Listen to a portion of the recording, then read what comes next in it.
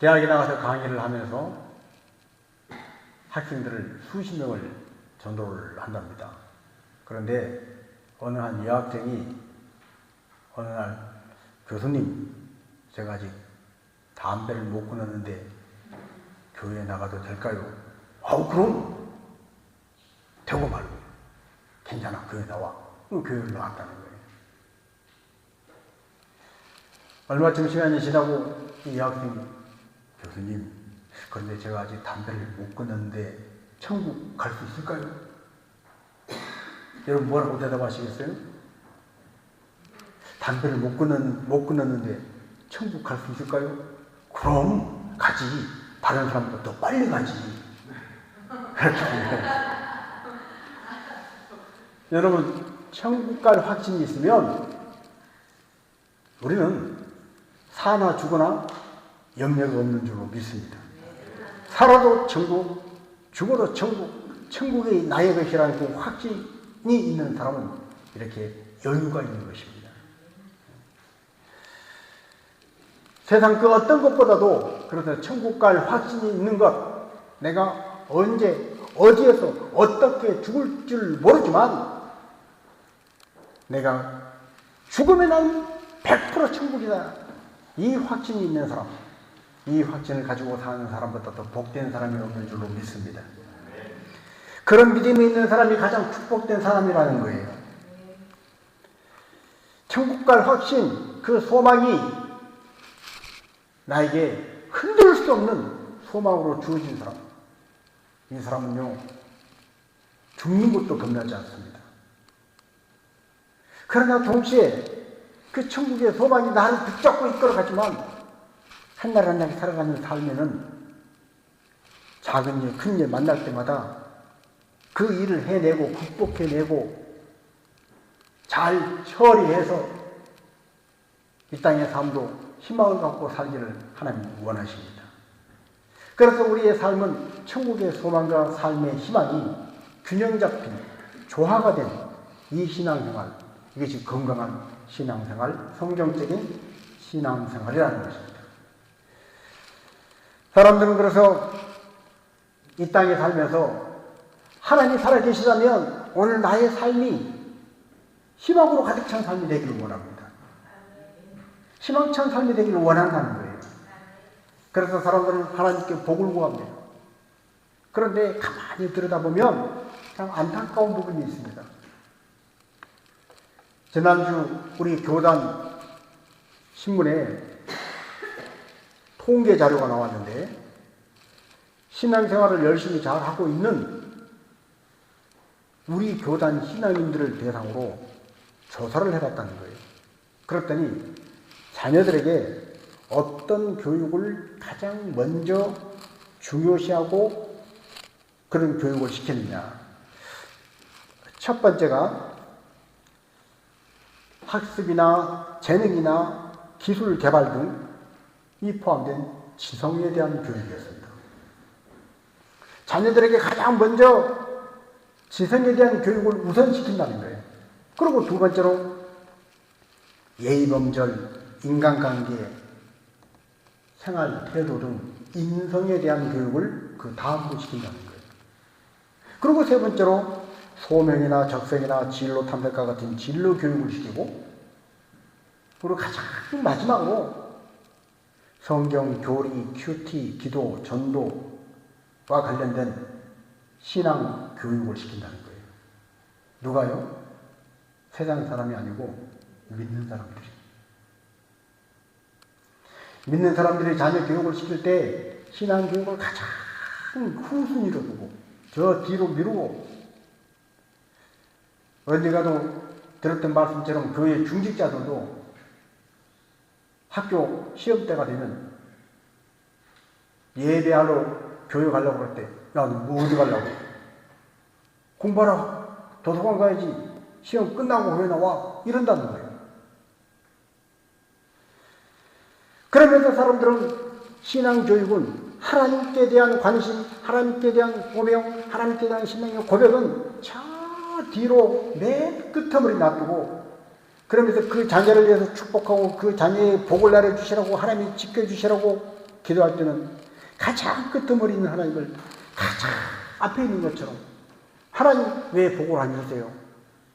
왜 하나님 우리 자녀를 건강하게 신명기 말씀처럼 머리 될 때 좀 꼬리 되지 않게 그렇게 왜 복을 안 주세요?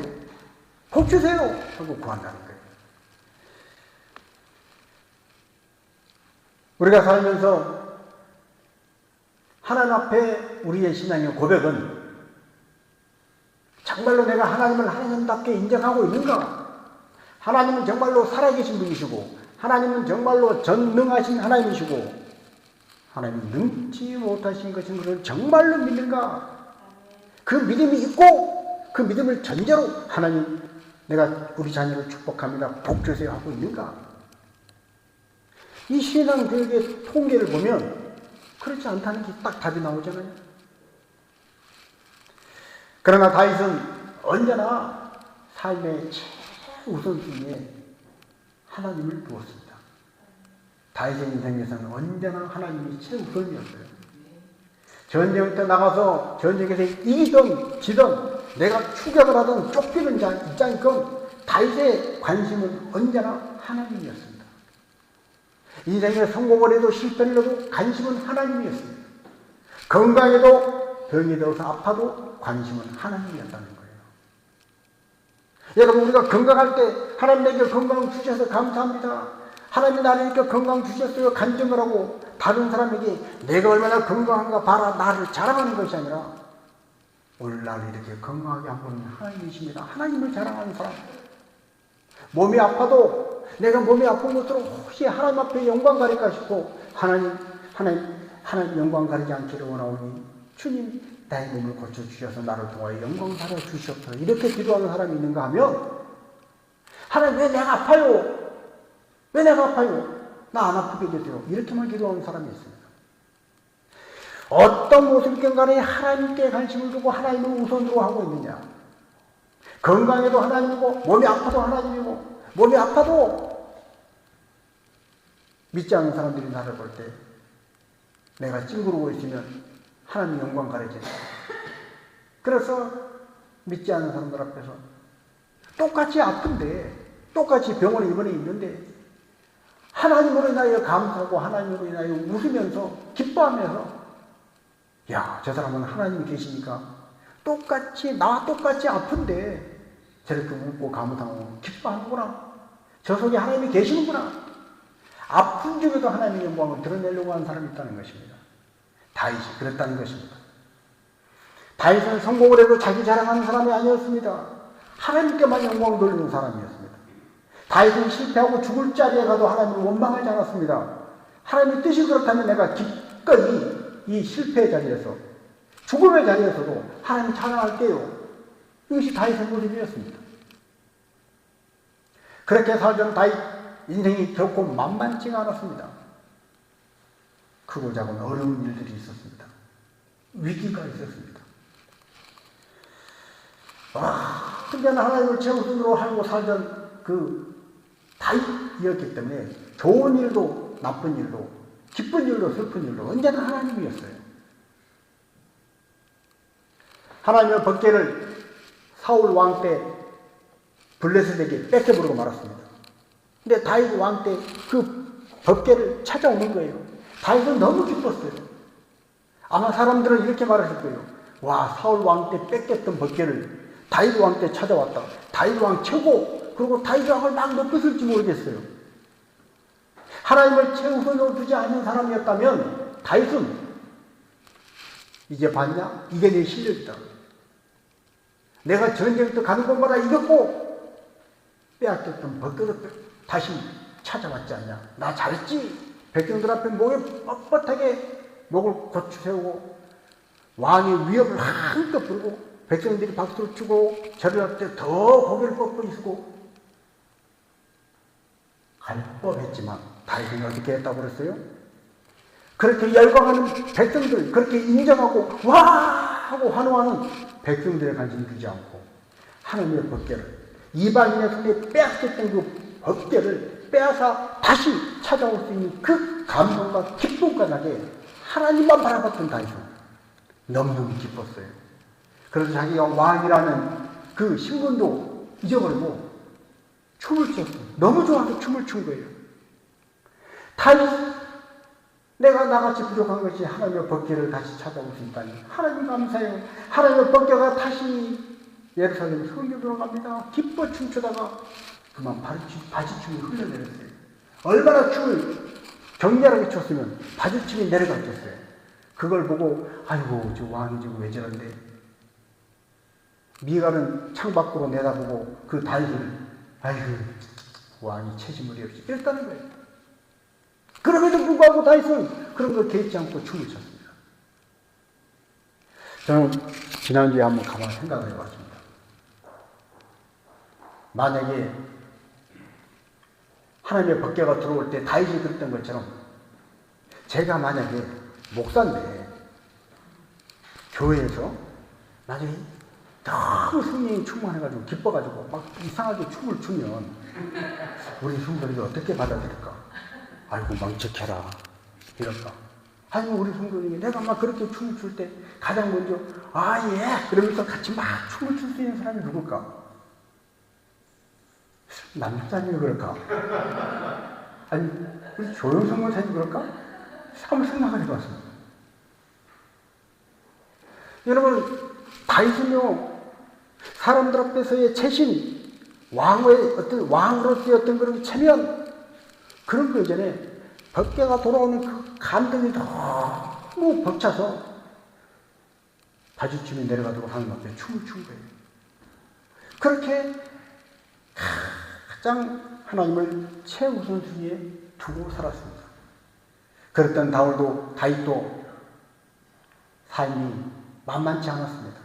다윗도 추위가 오면 춥고요, 더위가 오면 덥고요, 때가 되면 배가 고프고요, 피곤하면 졸리고요. 다윗도 똑같이 인생의 개인적으로, 가정적으로, 또 국가적으로 위기와 어려운 일들을 많이 만났어요. 그랬던 다윗이 인생 최대의 위기를 만났습니다. 그것이 우리가 읽은 사무엘상 30장 6절 배경입니다. 블레셋 전쟁에 참가했고 돌아왔더니 시글락에 잠깐 안주하고 살았는데 아말렉이 쳐들어와서 다윗을 포함한 다윗의 부하들의 모든 처 자식을 다 잡아가 버렸어요. 집은 불타버렸어요. 그걸 보고 부하들이 다윗을 돌로 쳐 죽이려고 흥분을 한 거예요. 여러분 이 부하들이 어떤 부하들입니까? 전쟁 때에 목숨을 걸고 다윗을 따라 나섰던 사람들이에요.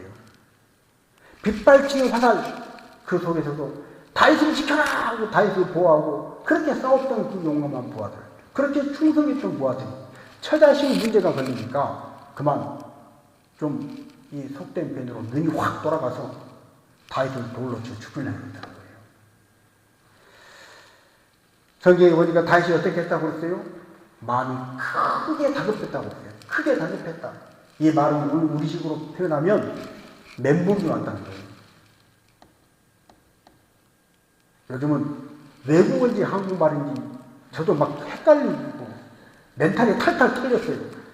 도대체 한국말인지 뭔 말인지 모르겠지만 하여튼 그렇게 표현들을 하니까 하늘이 무너지고 땅이 꺼진 것 같아요.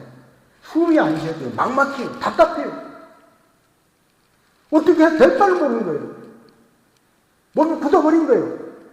그때 다윗이 그의 하나님 여호와를 힘입어 마음에 용기를 얻었더라. 아멘. 어떻게 해야 될 바를 모를 때 몸이 꽉꽉 굳어가지고 꼼짝 못할 때 나도 모르는 힘에 의해서 내 몸이 움직여지고 나도 모르는 지혜가 떠올라서 아 이렇게 하면 되겠구나 번개 같은 아이디어가 떠올라서 그렇게 신속하게 움직여질 때 와 되는구나 죽으라는 법은 없구나 사람이 살아나는 것입니다. 여러분 인생을 살아갈 때 큰 일이건 작은 일이건 우리는 개인적이든 가정 전체가 그런 위기를 만났건 아니면 국가적으로 그런 위기를 만났건 그 위기를 돌파할 수 있는 힘이 있으면 그걸 이겨낼 수 있는 극복할 수 있는 힘이 있으면 그것도 견뎌냅니다. 그러나 그런 위기와 어려움 속에서 어떻게 해야 될지 앞이 캄캄하고 숨도 안 쉬어지고 답답하면 무너지는 거예요. 가정이 어떤 문제로 가족 전체가 다 한숨을 쉬고 이제 어떡하나. 그런 문제뿐 아니라 내 혼자 개인의 문제를 갖고도 어떻게 해야 될지 도대체 알 수가 없고 절망이 덮쳐오면 그것 때문에 사람은 무너지는 것입니다. 그래서 사람들은 인생을 살아갈 때 그냥 아무 일 없고 만만할 때가 아니라 문제가 있고 어려움이 있을 때 그걸 극복해내고 그걸 초월해낼 수 있는 그런 힘을 공급받기를 원하는 것입니다. 재난 영화를 보면 지진이 나고 전쟁이 나서 건물이 막 무너지고 불이 타고 사람들이 소리 지르면서 사방으로 흩어지고 그럴 때 연기가 차곡하고 그럴 때 털썩 주저앉아서 어떻게 해야 될지를 알지 못하고 먼 산을 멍하니 바라보는 그런 사람의 모습. 자, 시편 121편 1절 2절을 같이 한번 읽습니다. 내가 산을 향하여 눈을 들리라. 나의 도움이 어디서 올고 나의 도움이 천지를 지으신 여호와에게서로다. 아멘. 여러분 인생을 살면서 땅의 끝자락 한숨을 쉬면서 바닥에 주저앉아서 먼 산만 바라보고 먼저 바라보는 그런 모습을 한번 생각을 해보십시오.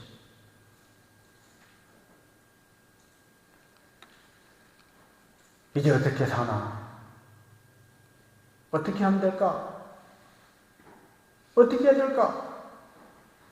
답은 떠오르지 않고 막막하고 숨이 쉬어지지 않는 그런 상황. 그렇게 산을 향하여 눈을 들 때 도움이 어디서 올고 그때 저 멀리 바라보는 산에 구름이 걸려있는 그 산 너머로 더 넓은 그 하늘, 더 높은 하늘을 지으신 하나님이 나에게 오셔서 내가 너를 도우마. 그런 확신이 올 때, 그런 담대한 마음이, 그런 마음이 주어질 때 우리는 거기서 힘을 얻고 다시 일어나는 것입니다. 나의 도움이 천지를 지으신 여호와에게서로다. 너무 막막해서 정말로 앞이 캄캄해서 아무것도 보이는 것이 없는데 그때 그래 하나님이 살아계시지. 하나님이 나를 도우시면 그러면 돼. 그때 사람은 누구도 나를 도울 수 없지만 하나님이 나를 도우시겠구나. 하나님이 나를 도우시겠구나. 하나님이 나를 도와주세요. 이 고백이 나올 때 마음이 뜨거워지면서 그때부터 삶의 소망이 생겨나는 것입니다. 우리 복음성가 가사 중에 참 좋은 가사가 있는 노래가 있습니다. 우리는 찬양을 할 때 곡조의 아름다움이나 어떤 운율에만 맡기고 찬양을 하는 것이 아니라 그 가사를 의미하며 찬양을 해야 합니다. 그래서 똑같은 찬양이지만요, 어떤 사람은 찬양 한 곡만 제대로 부르고 나도 눈물을 흐르고 감동이 나고 찬양 한 곡만 부르고 나도 내 마음이 새로워졌다. 이제 살 것 같다. 하나님이 정말로 살아계신 것 같다. 찬양으로 은혜를 받는 것입니다. 그래서 가사를 정말로 가사 하나하나가 나의 기도의 제목이다. 나의 고백이다. 그런 마음으로 찬양을 하면 찬양 한 곡이 병을 고치고 찬양 한 곡이 기도의 응답이 될 줄 믿습니다. 그런 찬양이 있죠.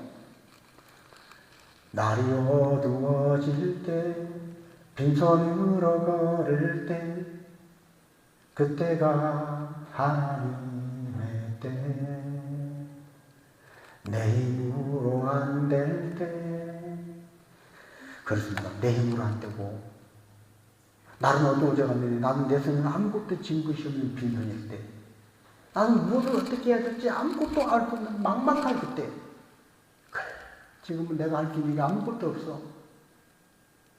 사람이 할 수 있는 게 아무것도 없어. 그래도 지금은 하나님의 때야. 하나님이 일하실 때야. 주가 일하시네. 주가 일하시네. 죽게 맡기고 신뢰하고 의뢰하는 자를 위해서 주님이 일하신답니다. 이것이 믿어지면 힘이 나는 거예요. 이것이 믿어져야 용기가 생기는 거예요. 오늘 다윗이 뭐라고 그랬어요? 마음이 크게 다급했다는 거예요. 정신이 나갔다는 거예요. 그냥 혼이 빠졌다는 거예요. 그런데 크게 다급하였으나 그의 하나님 여호와를 힘입어 용기를 얻었더라. 용기라는 것은요, 내가 가만히 앉아서 뭘 나를 공격하는 걸 다 막아내는 정도가 아니라, 용기라는 것은요, 시편의 고백과 같이 적군의 성벽을 향해서 내가 달려가는 것입니다. 적군의 성벽을 내가 뛰어넘는 것입니다. 공격해 들어가는 것입니다. 삶을 향해서 내가 삶아 거기 있어라, 내가 간다, 그리고 도전해가는 것입니다. 이런 용기가 생겨났다는 거예요. 하나님을 힘입어서 그런 용기가 주어졌다. 자, 그렇다면 오늘 저와 여러분은 인생을 살아가면서 언제가 가장 막막했던가요? 언제가 가장 답답했던가요? 여러분도 여러 가지 기억이 있겠지만 저도 개인적으로 몇몇 떠오르는 기억이 있습니다. 초등학교 때 어머니 심부름으로 외갓집에 제삿날이라고 뭘 갖다 주라고 심부름을 갔는데, 지금은 여천공단 불빛이 꽉 찬 그 공단에 여천공단 처음 공단을 짓기 위해서 집들을 다 흘어버리고 허벌판 그냥 뻘만, 끝도 없이 뻘만 있는 그곳에 비가 와가지고 추적추적. 아니 애갓집이 어디 있는지 알 수가 없어요. 다 없어져 버렸으니까. 그 당시는 핸드폰도 없고 아무것도 없고 버스 타고 내렸는데 어디로 가야 할지 길도 없고 날도 어두워져 가고 끝도 없이 막 벌판 노란 흙만 있는 거기에 비가 와서 질퍽질퍽 빠지면서 그때 인생의 처음 위기를 경험했습니다. 저는 그때 제 인생 끝난 줄 알았어요.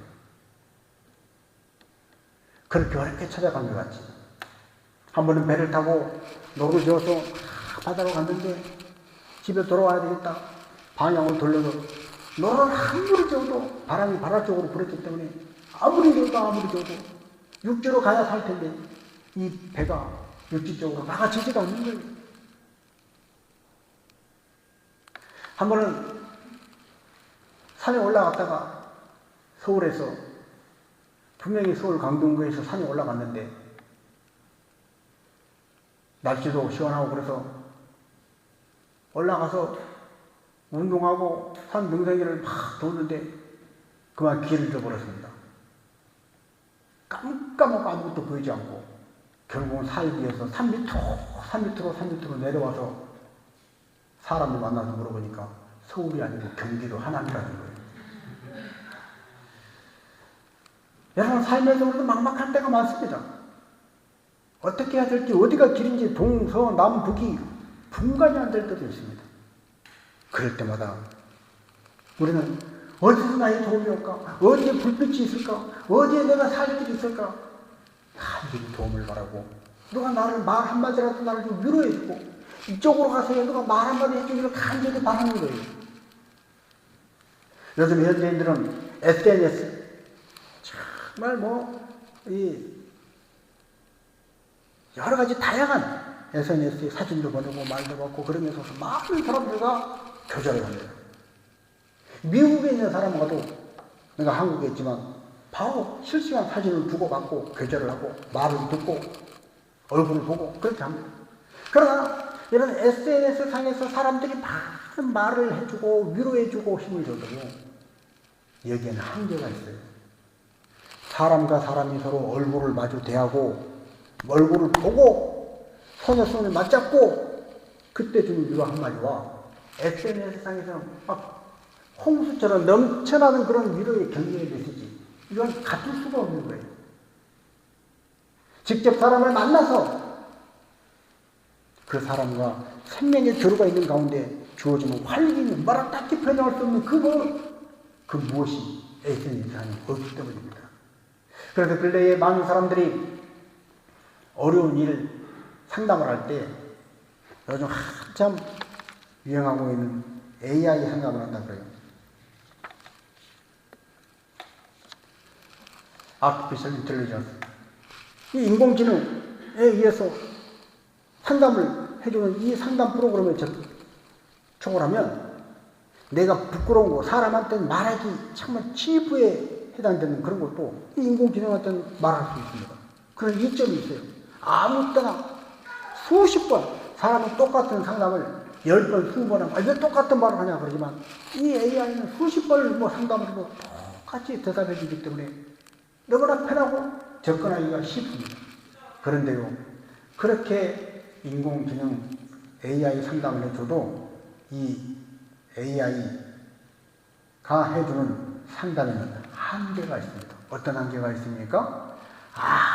아무리 다양하게 아무리 사람이 좀 말하기 부끄러운 것도 다 말할 수 있고 그런 필요함은 있지만 사람이 가진 따뜻한 심장에서 나오는 따뜻한 위로의 공간이 없다는 거예요.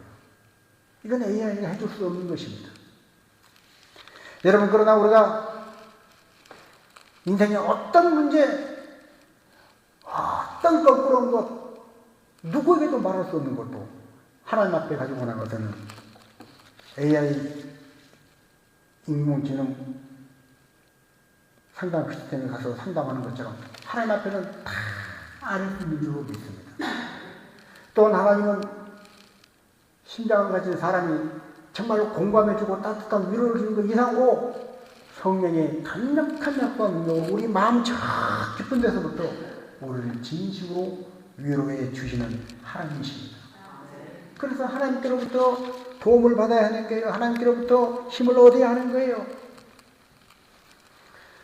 사람이 인생을 살다가 원하는 되지 않을 때, 마음대로 되지 않을 때 어떻게 해결하는가?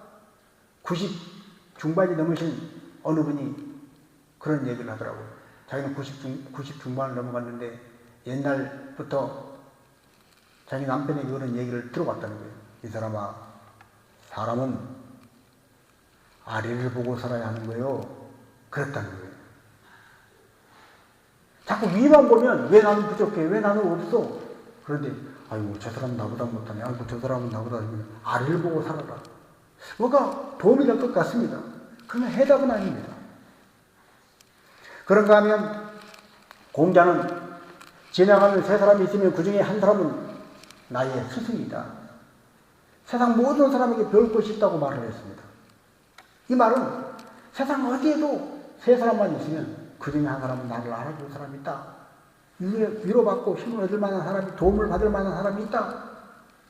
그러나 이것도 온전한 해답은 아닙니다. 성경 우리에게 뭐라고 말씀합니까? 인생이 크고 작은 문제와 어려움을 만날 때 인생길에서 사람은 아래를 보고 살아야 돼. 그것도 아니고 지나가는 세 사람 중에 한 사람은 나의 스승이 있어. 그것도 아니고 성경이 말하는 답은 뭡니까? 성경이 말하는 답은 믿음의 주 온전케 하신 예수를 바라보라는 것입니다. 자, 히브리서 12장 2절 말씀을 같이 한번 읽습니다. 믿음의 주 또 온전케 하신 이 예수를 바라보자. 아멘. 예수님이 믿음의 주라는 것은 믿음이 시작된 출발이고 믿음이 시작된 근거고 믿음의 출발지가 예수님이라는 거예요. 예수님으로부터 하나님을 향한 믿음, 영생에 대한 믿음, 구원에 대한 믿음이 예수, 십자가에 못 박혀 죽으신 예수로부터 시작된 줄로 믿습니다. 우리의 모든 죄와 우리의 모든 허물, 우리가 잘못한 모든 인생의 그 허물들을 대신 짊어지시고 십자가의 그 죄값을 다 치루어주신 예수님으로부터 믿음이 출발하는 거예요.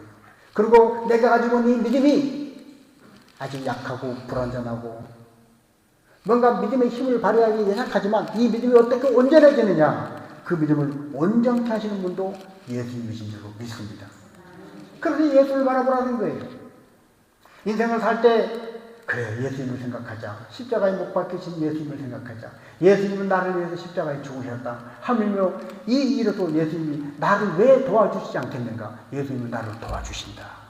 예수를 바라보면 거기에서 힘이 생겨나는 것입니다. 그래서 인생을 살아가면서 좀 사람들에게 인정받지 못하고 왕따를 당해도 예수가 있는 사람은 괜찮다고 말합니다. 사람들이 몰라줘? 나를 무시해? 괜찮아. 그래도 하나님은 아셔. 하나님이 아셔. 내가 이렇게 고생하고 이렇게 수고하고 이렇게 내가 다 희생했는데 아무도 몰라줘? 아니야. 하나님이 아셔. 하나님이 아시면 돼. 자, 이사야 40장 31절 같이 한번 있습니다. 오직 여호와를 앙망하는 자는 새 힘을 얻으리니 독수리가 날개치며 올라감 같을 것이요 다른 박질하여도 곤비하지 아니하겠고 걸어가도 피곤하지 아니하리로다. 아멘. 예수를 바라보는 자, 하나님을 앙망하는 자, 그에게는 하나님이 새 힘을 주신다는 거예요. 새 힘을 주신다. 그래서 이런 사람은요, 사람들에게 인정받지 못하고 따돌림을 당해도 그래도 좌절하지 않습니다. 하나님은 나를 왕따시키지 않는다. 하나님은 나를 붙잡고 계신다. 믿는 구석이 있다는 거예요. 여러분, 세상 사람도 그러지 않습니까? 똑같은 일을 당해도 뭐라? 저 사람은 어떻게 저렇게 여유가 있지? 무슨 믿는 구석이 있나 봐? 정말로 믿는 구석이 있는 사람은 당황하지 않아요. 비가 막 쏟아지는데, 생각지도 못했던 비가 쏟아지는데 누군가 우산을 갖고 오기로 약속이 되어 있는 사람은 그 쏟아지는 비를 보고 여유가 있어요. 야, 참 비 많이 온다. 아유, 빗소리 참 우렁차다. 그러나 대책이 없는 사람은 아이고 큰일 났네. 비가 오는데 어떻게 나가나. 그러나 누군가 우산을 갖고 오기로 되어 있는 사람은 여유가 있는 거예요. 믿을 구석이 있기 때문에요. 오늘 성도인 저와 여러분은 믿을 구석이 있는 사람인 줄로 믿습니다.